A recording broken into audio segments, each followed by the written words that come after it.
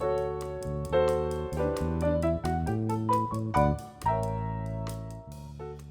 have a question. I've been seeing more Japanese beetles in my garden. What's the latest on controlling them? Well, the latest on control, I'm sorry to have to brag about this, but at the Arboretum, they're not much of a problem anymore. We'll still see them, and they'll still do a little bit of chewing damage, but our population has dropped about 90% in the last 4 years. The biggest impact, I think, to it has been drought, because female Japanese beetles love to lay their eggs in irrigated turf.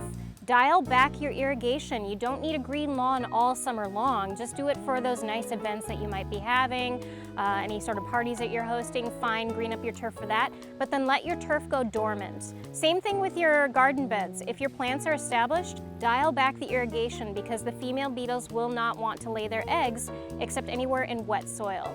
At the Arboretum, we also think that our wild turkey populations have a huge impact on them. We catch them in the Wilson Rose Garden where I'm standing every single morning before 7 a.m.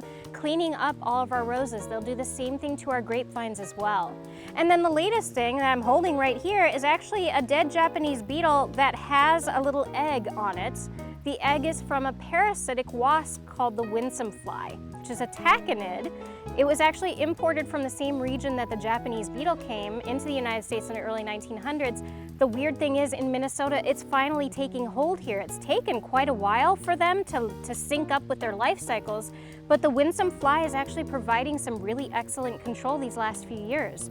We have partnered up with University of Minnesota Extension entomologists to track the rates of parasitism, meaning how many of our trapped beetles have winsome fly eggs on them, and that number is going up.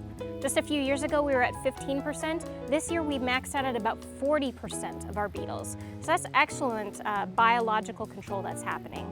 And then finally, other University of Minnesota entomologists have discovered that out east, there's a native fungus in the soil that will kill Japanese beetle grubs.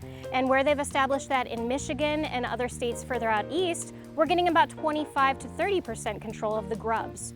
So with the turkeys, the taconid, the winsome fly, and the fungus eating the grubs, we might not have to deal with too much Japanese beetle damage from now on.